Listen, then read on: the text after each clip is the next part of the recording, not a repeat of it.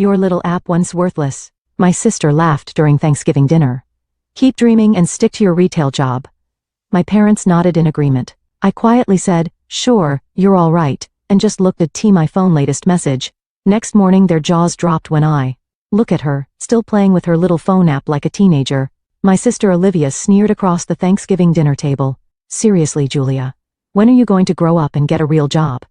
That retail position at Harris Electronics isn't exactly a career. I sat there silently, trying to maintain my composure as my family's judgment crushed me. It was Thanksgiving evening at my parents' house, just me, Olivia, our parents, and my cousin Nina. The smell of roasted turkey and cranberry sauce filled the air, but all I could feel was the weight of their disapproval. My name is Julia Lee, and I'm 25 years old. For the past 3 years I've been working at Harris Electronics while secretly developing an AI-powered inventory management system. The retail job wasn't just about paying bills, it was valuable field research. Every frustrated customer interaction, every inventory mishap, every inefficient process I encountered, helped me refine my app. But try explaining that to my family. Julia, honey. My mother chimed in with that condescending tone I knew too well. Olivia is just concerned. Look at her. She's already a senior marketing executive at 28. We just want what's best for you. I glanced at my phone again, trying to hide my smile as I read the latest email from Apple's development team. They were impressed with my prototype and wanted to schedule a final meeting, but I kept quiet. I'd learned long ago that sharing my dreams with family only invited mockery. She's probably just playing games again, Olivia laughed, reaching for another dinner roll. Remember when she said she was learning to code last year? As if someone who barely made it through basic math could build something worthwhile. My father nodded in agreement. Technology is a young man's game anyway, sweetheart. Why not let Olivia help you get a proper marketing position? I took a deep breath, pocketed my phone, and forced a smile. You're right, I'm probably just wasting my time. The lies tasted bitter, but I reminded myself that tomorrow would change everything. The meeting with Apple's executives was scheduled for 9 a.m. sharp. Nina caught my eye from across the table and gave me a subtle wink. She was the only one who knew what was really going on, and her silent support meant everything. I looked around at my family as they continued their Thanksgiving dinner, laughing and chatting as if they hadn't just crushed my dreams.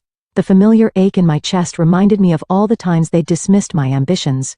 The pattern started long before I began working on my app. Growing up in Albuquerque, I was always the different one. While Olivia excelled in social situations and brought home perfect report cards, I spent countless hours in my room, fascinated by computers and technology. My father called it hiding, but I was learning, growing, teaching myself to code through online courses, and countless late-night debugging sessions. Remember when Julia tried to build that website for Mom's book club? Olivia's voice cut through my thoughts. What a disaster that was. What they didn't know was that disaster had been my first real coding project. Sure, it was clunky and the design wasn't perfect, but it taught me valuable lessons about user interface and database management, skills I would later use in my app. At least she's reliable at the store, my father offered. As if that was the highest praise I could hope for. The manager says she's always on time. If only they knew that my manager, Alice, was one of my app's earliest supporters. She'd seen firsthand how my system could track inventory, predict sales patterns, and streamline customer service.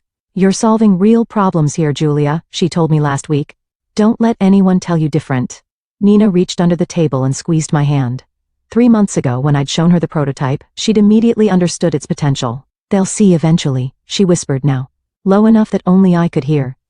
My mother started clearing the plates and I automatically rose to help. Olivia, tell us more about your new promotion, she said, beaming with pride. Your father and I were just telling the neighbors about it yesterday. I carried dishes to the kitchen, remembering all the nights I'd worked on my app after long retail shifts, running on coffee and determination. The neighbors might hear about Olivia's promotion, but tomorrow they'd read about my success in the morning news. My phone buzzed again. Another email from Apple's team confirming tomorrow's meeting. I allowed myself a small smile as I rinsed the dishes. Let them think I was just a retail worker with unrealistic dreams. By this time tomorrow, everything would change. After dinner, I retreated to my old bedroom, needing a moment alone. The space remained exactly as I'd left it. My old computer still sat on the desk where I'd written my first lines of code. I could hear my family's voices drifting up from the living room, their laughter punctuated by occasional mentions of my name. I opened my laptop to review the presentation for tomorrow's meeting when a message notification popped up. It was from Nathan, my old classmate who now worked at Harris Electronics corporate office. What I read made my blood run cold. Julia, you need to know something. Olivia came by the office last week. She was asking a lot of questions about your app and your work schedule. I thought it was strange. but my hands trembled as I scrolled through the rest of his message. Apparently, Olivia had been gathering information about my project, claiming she was worried about her sister's career choices. She'd even tried to access my work computer. A soft knock at the door interrupted my thoughts. It was Nina. "Hey, you okay? You disappeared pretty quickly after dinner." She sat beside me on the bed, concern etched on her face. "Olivia tried to spy on my project." My voice cracked slightly. "She went to my workplace, Nina." "Why would she do that?" Nina's expression darkened. "Because she knows. Maybe not the details, but she suspects you're onto something big. I overheard her talking to your mom earlier. She's worried you might embarrass yourself by presenting an amateur app to actual tech companies." The pieces suddenly clicked into place. Olivia's pointed comments at dinner, my parents' increased criticism of my career choices, the constant attempts to push me toward marketing. They weren't just dismissing my dreams, they were actively trying to discourage me from succeeding. "Look at this," Nina said, pulling out her phone. She showed me Olivia's latest Instagram post. A photo from her office with the caption, "Time to help my little sister find her path. Sometimes tough love is the best love. Family first." The condescension in those words made my chest tight. All those nights I'd spent perfecting my code, all the user testing and debugging, they thought they were saving me from myself. My own family saw me as nothing more than a retail worker with delusions of grandeur. "I can't believe I was going to tell them about the Apple meeting tomorrow," I said quietly, closing my laptop. I was actually going to share my success with them. Nina squeezed my shoulder. "Then don't. Let them find out with everyone else." Sometimes the best revenge is letting people's assumptions blow up in their faces. She was right. Tomorrow they'd learn the truth, but not from me. Sometimes silence speaks louder than words. I barely slept that night, my mind racing with thoughts of tomorrow's meeting and Olivia's betrayal. At 6 a.m., I quietly packed my laptop and presentation materials, planning to leave before anyone else woke up. But as I crept down the stairs, I heard voices from the kitchen. "I'm telling you, Mom, we need to stop this now."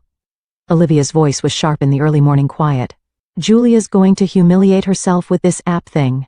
I saw what she's working on at Harris Electronics. It's just basic inventory tracking, nothing special." I froze on the stairs, my heart pounding.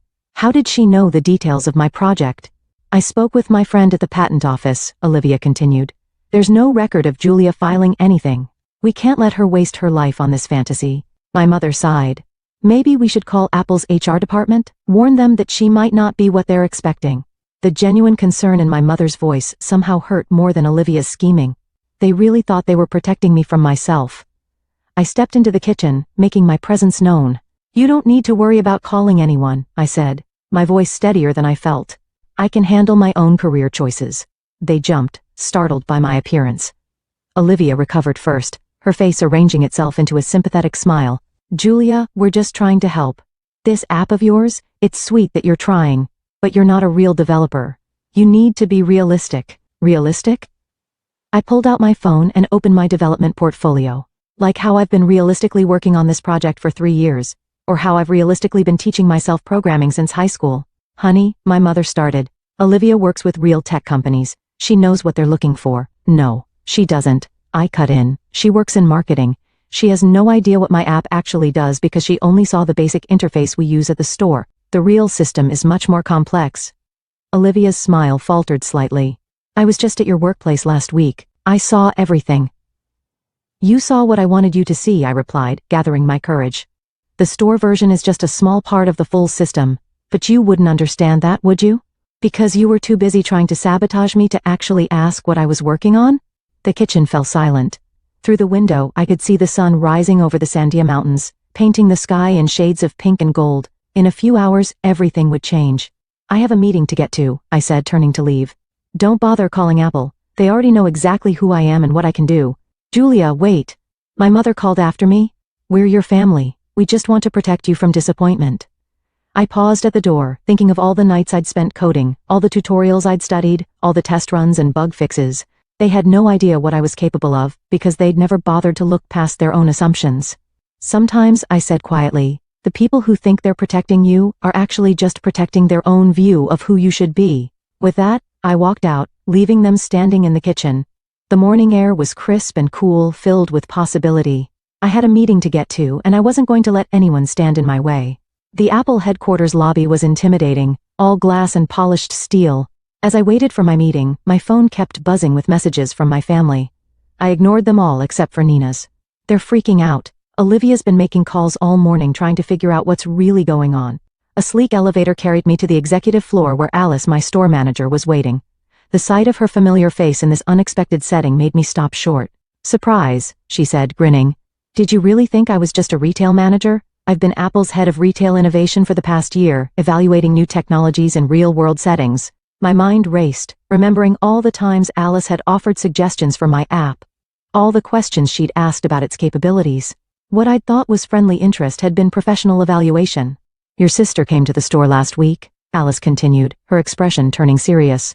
"She tried to access your development files, claiming she was your business partner. When that didn't work, she implied you might have stolen the concept from her marketing firm." I felt the blood drain from my face. "She what?" "Don't worry," Alice assured me. "We have security footage of her attempts to access your computer. Plus, we've been documenting your development process since I first noticed your prototype 6 months ago. Your sister's claims won't hold up." The meeting room was already full of executives when we entered. I pulled out my laptop, hands steady despite my racing heart. This was my moment. "Good morning, everyone," I began. "For the past 3 years I've been developing an AI-powered inventory system that doesn't just track products. It predicts customer behavior, streamlines supply chains, and adapts to real-time market changes." As I demonstrated the system, I could see their eyes light up with interest. The AI's ability to predict inventory needs based on weather patterns, local events, and social media trends was unlike anything currently on the market. "This is impressive," said the chief technology officer. "But why test it in a small electronics store?" I smiled. "Because retail is where the real problems are. Working on the sales floor showed me what customers and employees actually need, not what executives think they need." The presentation continued, and with each feature I demonstrated, I could see them becoming more convinced. When I finished, there was a moment of silence. "We'd like to make you an offer," the CTO said finally, "not just for the system, but for you to join us as Deputy Director of Retail Innovation, working alongside Alice." The number he wrote on the whiteboard made my breath catch. It was more money than my entire family made in a year. "One more thing," Alice added. "We're planning to implement your system in all Apple stores and partner retailers by next quarter. The announcement goes out tomorrow morning. Partner retailers, including Harris Electronics, where my family store was a franchise. They would have to use my system, the one they dismissed as a waste of time." As I signed the preliminary paperwork, my phone buzzed again. A message from Nina. "Olivia's in full panic mode. She just found out her company's biggest client is Apple, and they're announcing some major retail tech acquisition tomorrow. She's worried it might affect her marketing contracts." I put my phone away, suppressing a smile. Tomorrow couldn't come soon enough. Back at my hotel room that evening, I was reviewing the final acquisition paperwork when my phone erupted with notifications. Olivia had apparently discovered that her marketing firm's newest project, a complete retail technology overhaul for their clients, was being suspended pending a major announcement from Apple. "Julia, we need to talk," read her message. "This is serious. Please call me." I was about to turn off my phone when it rang. It was Alice. "Just wanted to warn you," she said. "Your sister's firm has been trying to get information about tomorrow's announcement. She's claiming she needs to protect her family's interests. I've had to block 3 calls from her already." I sighed, rubbing my temples. "She's probably worried about her marketing contracts. It's more than that." Alice hesitated. "Julia, she's been telling people she helped develop your system. Says she provided the core marketing concepts that made it work." My hands clenched into fists. Even now Olivia was trying to take credit for my work. A lifetime of being overshadowed by her flashed through my mind. Every achievement diminished, every dream mocked. "There's something else you should know," Alice continued. "Your parents' store isn't just any Harris Electronics franchise. According to our records, it's one of their top-performing locations in the Southwest. They've been using that success to block smaller franchises from opening in the area." The revelation hit me hard. All those times they'd dismissed my retail job, they'd been profiting from the same industry they'd mocked me for working in. My phone buzzed again. A message from my father. "Just heard about Apple's announcement tomorrow. Olivia says it might affect our store. What do you know about this?" Before I could respond, another message came through, this time from my mother. "Honey, please tell Olivia she can help fix whatever problem you've created. She has connections." I felt a familiar pain in my chest, but this time, it was accompanied by something else. Determination. For years, they'd used their success to justify undermining mine. Tomorrow that would end. I called Nina to share the latest developments. "Your sister's been calling everyone she knows at Apple," she reported. "She's desperate to find out what's happening." "And your parents? They're worried sick about their precious store." "They should be," I said quietly. "My system doesn't just track inventory. It identifies unfair market practices, including how larger franchises sometimes block smaller competitors. Nina was silent for a moment. So when your system goes live, it'll flag their store for anti-competitive practices. Yes. I took a deep breath. They'll have to change how they operate, just like every other franchise. Julia, Nina said softly. Are you sure about this? It's your family. Families shouldn't try to sabotage each other, I replied. Besides, I'm not doing this for revenge. The system flags these issues because they hurt small businesses. My family will just have to adapt like everyone else. As I prepared for bed, I thought about tomorrow's announcement. My family would learn about my success, not through a quiet conversation, but through a public revelation that would shake their comfortable world. Sometimes karma comes in the form of a software update. The morning of the announcement, I sat in Apple's press conference room, watching the live stream of the event on multiple screens. The CEO was describing how the new AI system would revolutionize retail management.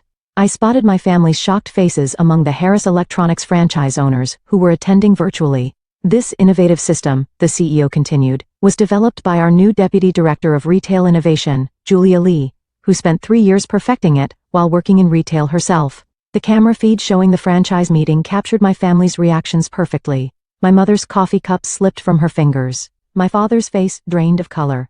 And Olivia, her expression shifted from confusion to horror as she realized the implications. The CEO went on to explain how the system would ensure fair market practices across all franchises. I watched as my parents exchanged worried glances, no doubt thinking about their territory control tactics that would soon be exposed. My phone lit up with a message from Olivia. You need to stop this now. Do you have any idea what this will do to Mom and Dad's business? To my marketing contracts? I left it unanswered. The presentation continued with Alice demonstrating the system's features. Starting next week, this will be the mandatory management system for all Harris Electronics locations, she announced. No exceptions. I thought about all the times they'd laughed at my little app, all the times they'd told me to stick to retail. Well, I had stuck to retail, and now retail would stick with them in ways they never expected. In the days following the announcement, my family's carefully constructed world began to crumble. Their Harris Electronics store was flagged for multiple anti-competitive practices, requiring immediate changes to their operation model. Olivia's marketing firm lost several major contracts as her clients switched to agencies with experience in the new retail management system. I received a lengthy email from my mother full of mixed emotions, guilt over dismissing my abilities, fear about their business future, and a desperate plea for help. Dad called twice, leaving voicemails that shifted from angry accusations to humble apologies. Olivia predictably tried a different approach. She showed up at Apple's offices, claiming she had critical insights about the system's development. Security footage showed her being politely but firmly escorted out after Alice revealed the documented evidence of her previous attempts to sabotage my work. Nina visited me in my new office now with a stunning view of downtown Albuquerque. How does it feel? She asked, gesturing to my nameplate. Julia Lee, Deputy Director of Retail Innovation. Surreal, I admitted, looking out at the sandier mountains in the distance. But right. My phone buzzed with another message from my parents, asking if we could meet to discuss helping them transition to the new system. I placed the phone face down on my desk, focusing instead on the future ahead of me. Sometimes the best revenge isn't about getting even. It's about moving forward and letting others face the consequences of underestimating you.